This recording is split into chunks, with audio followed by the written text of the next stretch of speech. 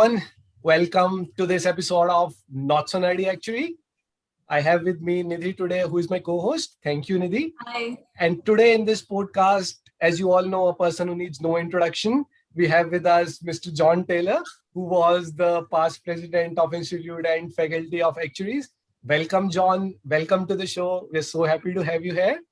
So, Thank you, Harsh. I really appreciate the invitation to participate. It's just a great opportunity to communicate with your growing audience. So thank you for asking me.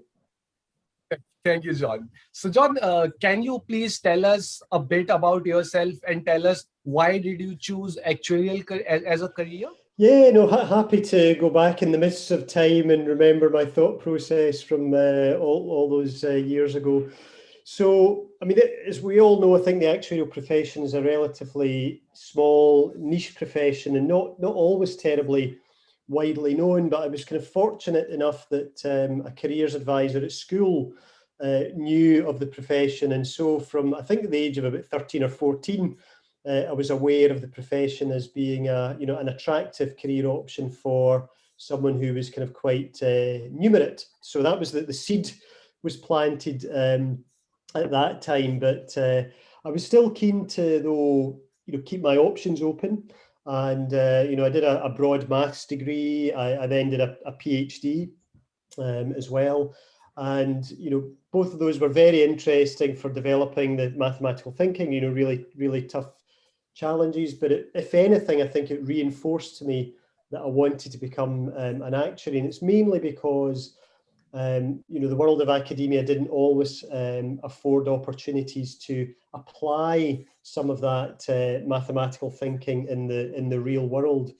And so that was really ultimately the lure of the actuarial profession. I was able to bring some of that numeracy and apply it in a real world context that could make a difference and be part of this niche elite profession. And I have to say I've not been disappointed with my choice. I mean, being an actuary and then being a president, like how was that journey? How difficult was this journey, like from being an actuary, qualified actuary, then becoming a president of Institute and Faculty of Actuaries? Yeah, no, it's a really good question, Nidhi. Thank you.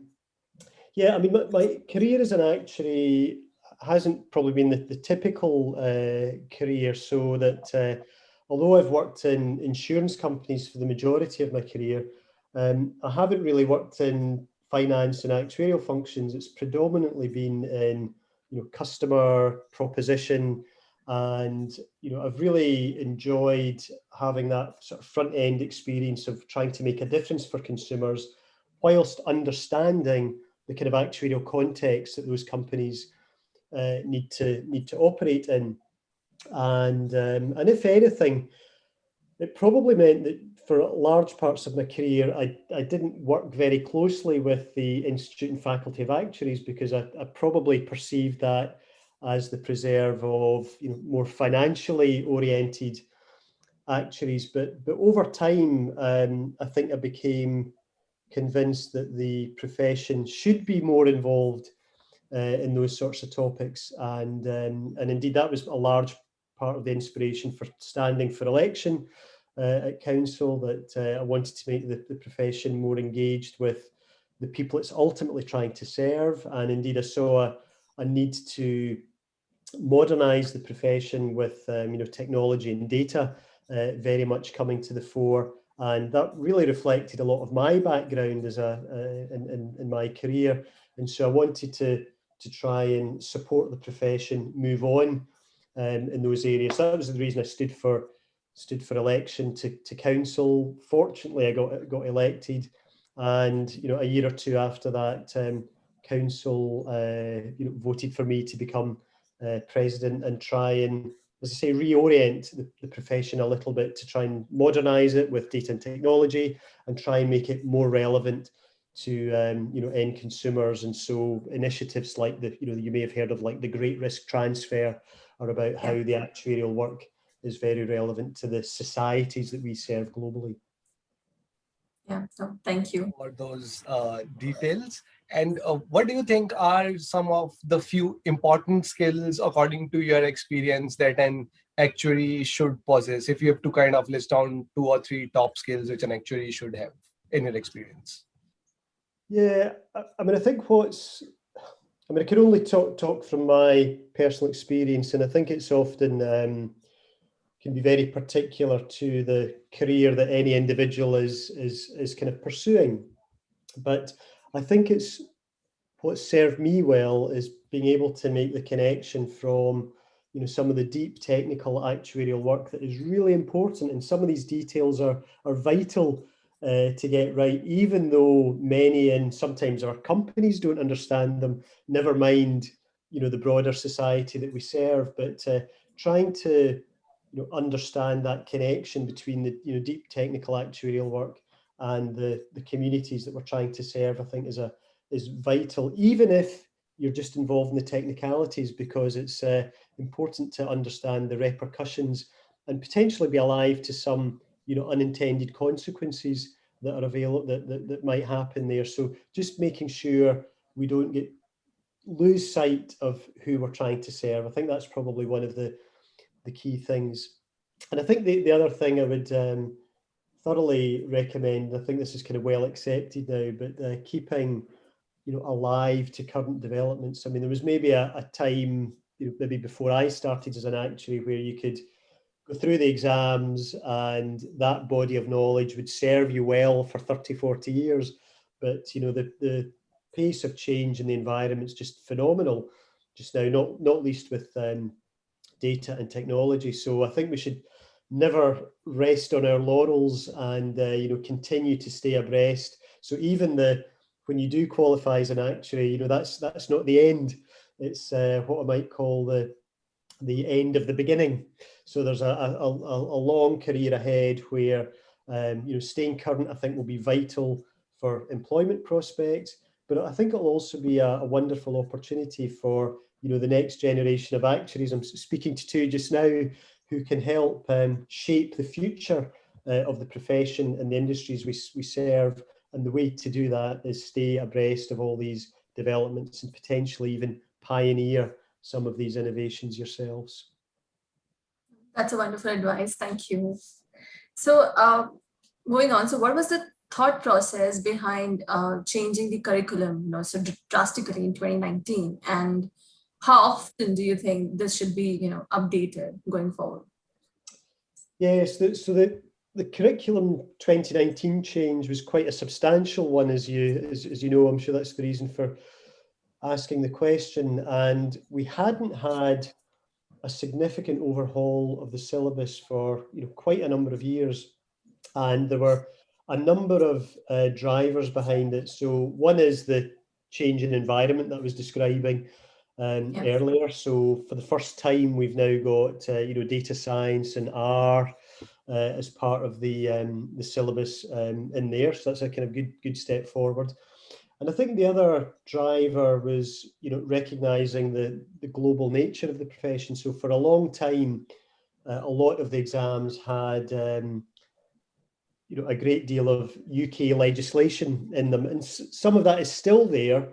But what we wanted to try and do is focus on more of the underlying principles that were universally applicable across the globe, and preserving some of the more detailed legislative aspects for later exams. So that was the drive. Those were the two big drivers, I think, behind that very substantial overhaul in 2019.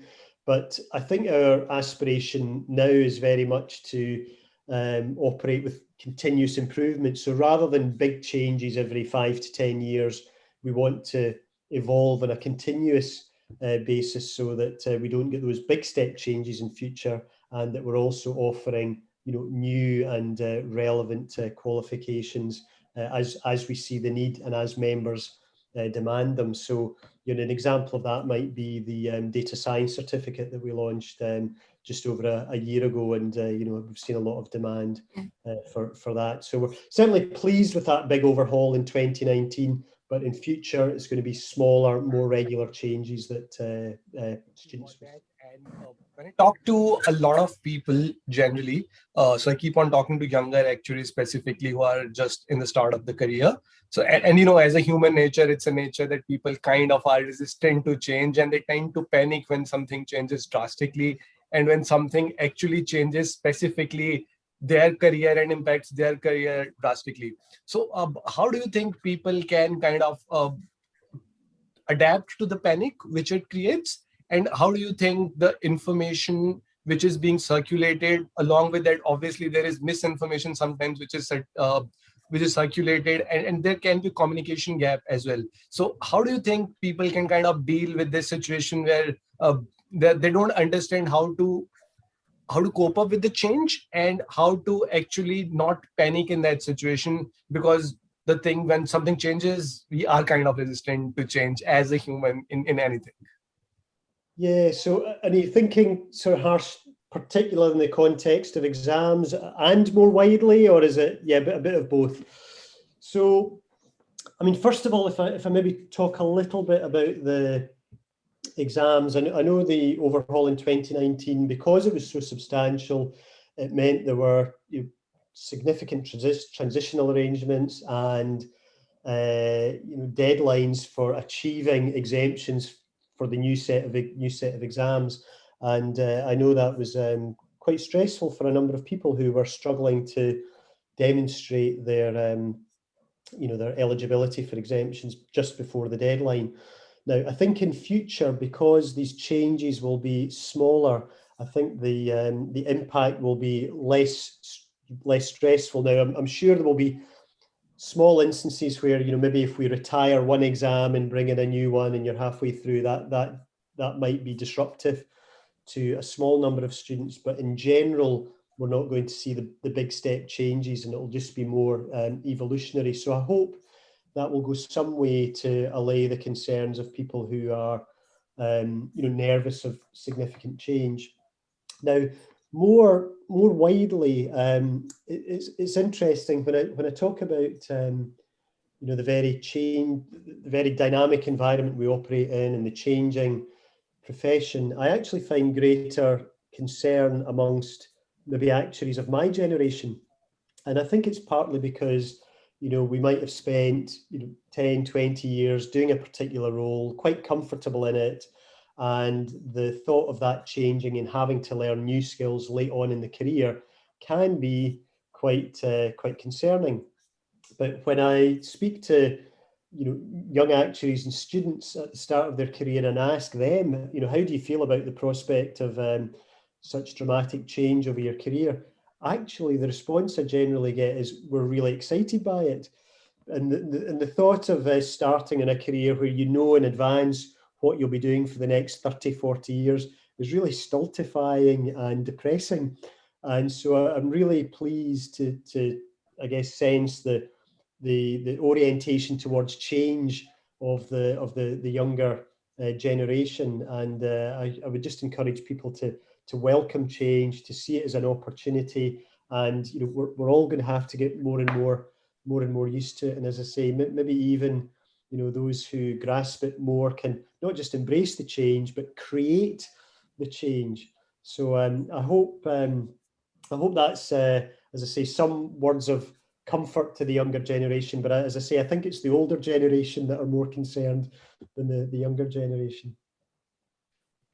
Yeah, no, we agree that change is a need of time, and we need to continuously, evolve, and we need to make those changes in order to see like what's in need of the profession currently, and we should keep on moving with that. So no matter, obviously, being younger actuaries, we have more that the time and that we can devote to it and get used to it. So yeah.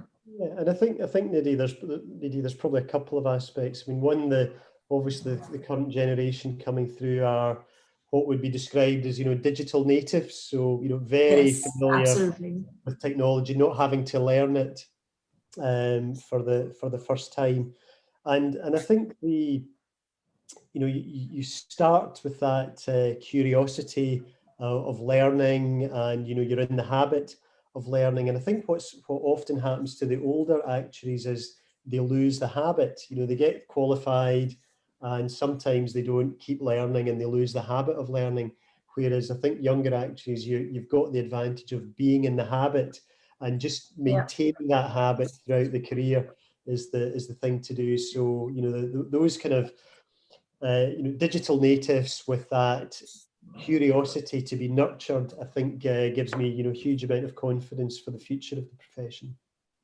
Yeah, absolutely. Agree. Absolutely agree to that. And I think our viewers can also take here a lesson or two in leadership from you, because there will be a lot of times when in life you need to take hard decisions, and it's very difficult to actually go and take a hard decision. So, I mean, how would you advise people in general, if you have to take a hard decision? Because I'm sure changing curriculum so drastically, which will impact everyone around the world, would have been a very hard decision, and you took one as a leader.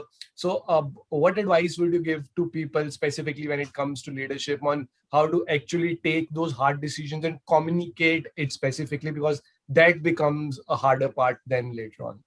Yeah, no, it's a really great question, and I think we probably all will experience tough decisions throughout our career. And as you rightly point out, we had this change in curriculum in the IFoA that was very significant, and indeed I've had a number of big moments in my career as well where tough decisions have been necessary.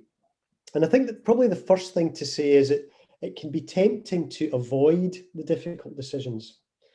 They're often not, often the big decisions are not critically urgent. And you can say, well, we'll defer for another year, or I want more information, or whatever, just, a variety of ways of trying to put off that difficult decision. And that's rarely the right thing to do. And so I think the first bit of advice would be to try and, when you're aware or alive to the possibility, really confront the issue head on and grasp it, and be ready to make the decision. So that's the first bit of advice. Face it head on, because if you do defer, then actually the problems may become worse over time. So, for example, the 2019 curriculum change that was largely, I should give credit for the staff at the IFoA. It's not just the presidential team that do these things. A lot of it is down to Clifford Friend and his team at the profession. But if we deferred that decision, then we'd be doing a great disservice to the students who are learning, who expect to come out with a qualification that is fit for purpose. And we really owe it to them to make that change.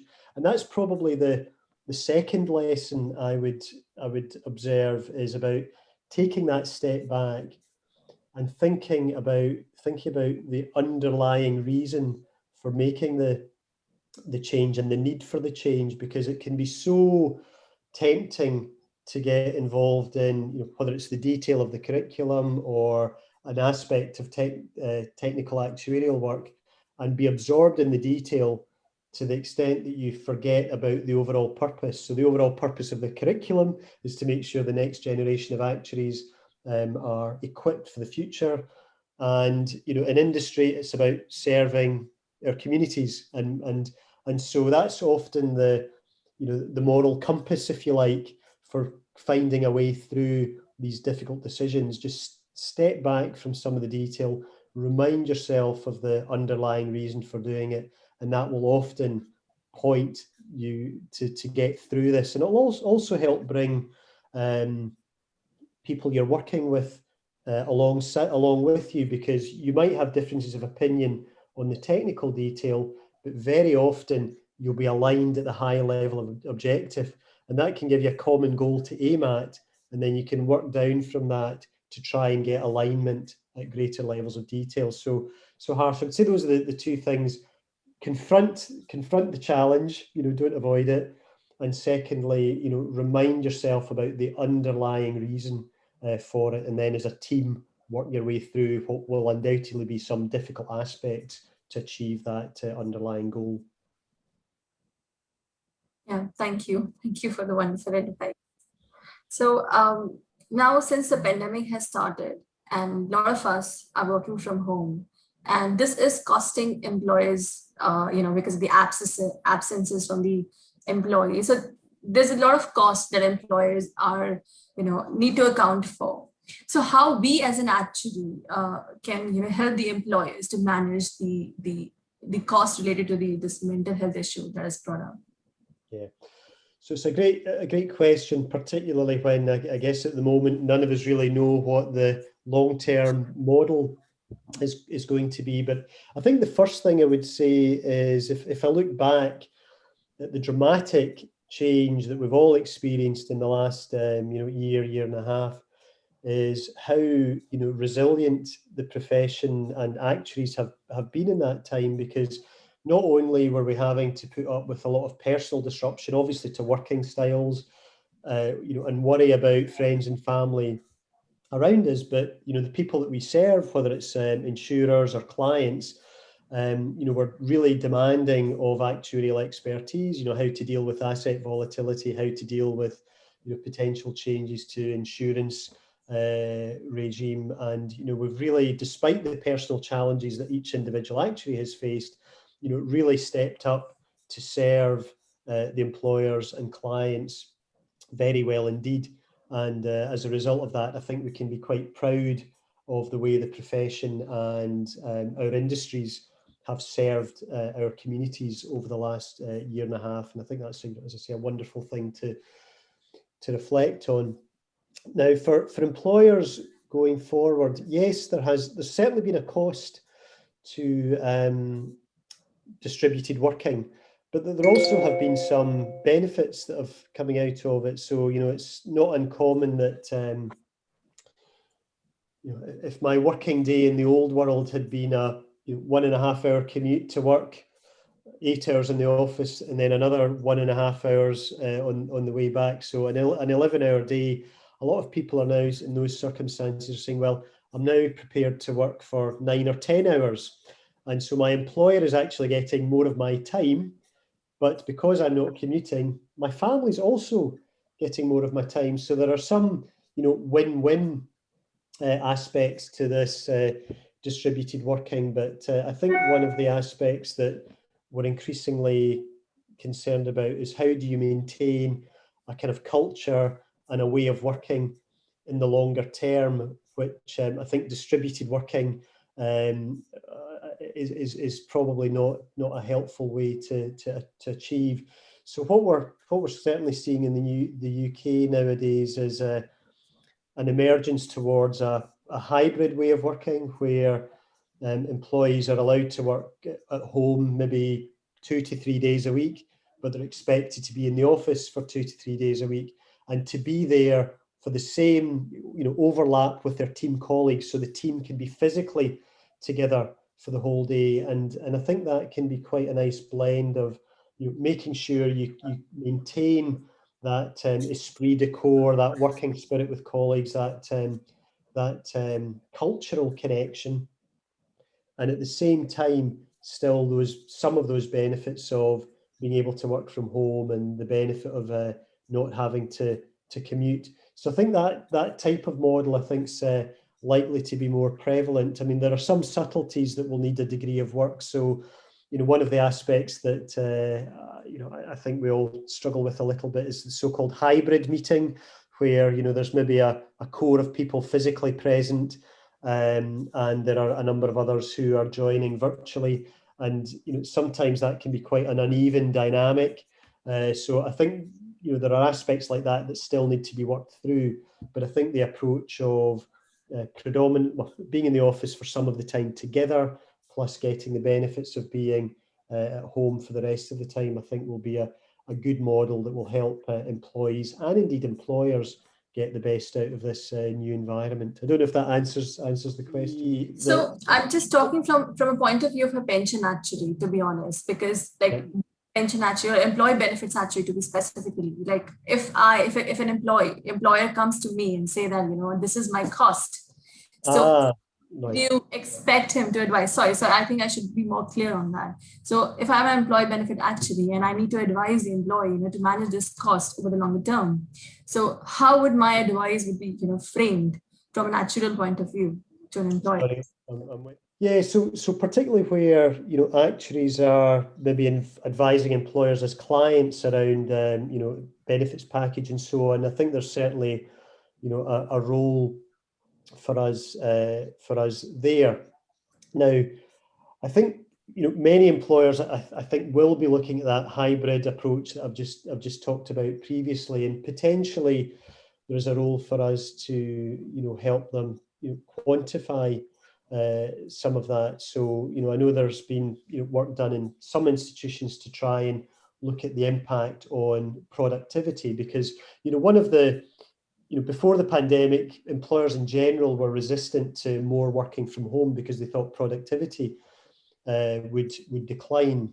And I think there's potentially a role for, you know, us to help our clients there measure that in a way that, you know, whether it's looking at you know, hours that employees spend, or indeed looking at the output of those employers, and then hopefully creating some analysis that would allow employers to assess the productivity of their workforce and look at it in the round. So that's potentially an opportunity for actuaries there.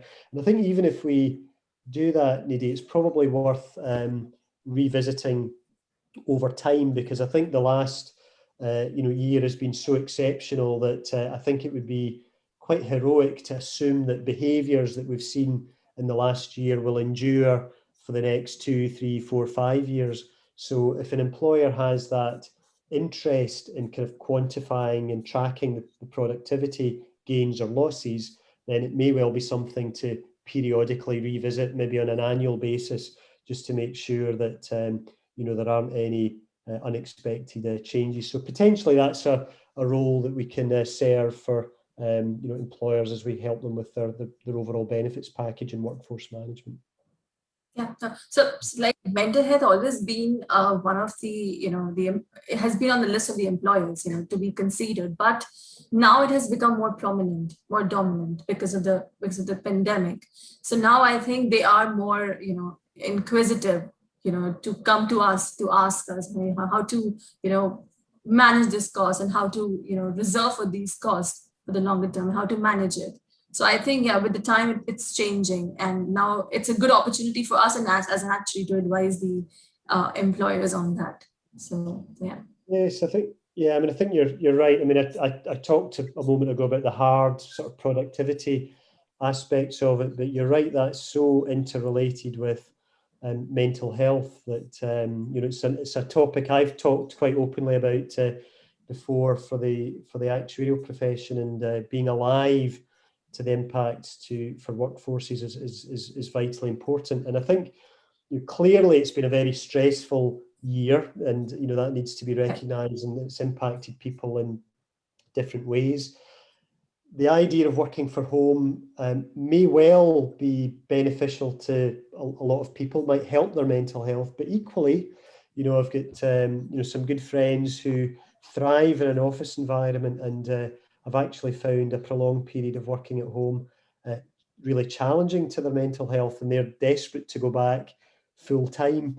And so probably one of the things that employers need to think about is, yes, there might be an overall framework they're working to, but each of us as individuals respond very differently, partly because of the impact on mental health, and trying to incorporate enough flexibility for individuals to do what matters to them, whilst also protecting, you know, corporate productivity, corporate culture, and so on. I think it's important. So individual flexibility that recognises different mental health challenges, as well as supporting individuals who maybe experience some of the more acute challenges. So, for example, it's very common now, at least in the UK, for employers to offer anonymous support lines. So if individuals are, you know, for whatever reason, reluctant to speak to their line manager, they are able to speak to an anonymous counsellor, or speak to a counsellor anonymously to help them through. So I think it's been one of the real upsides for the pandemic, is that, as you say, mental health has become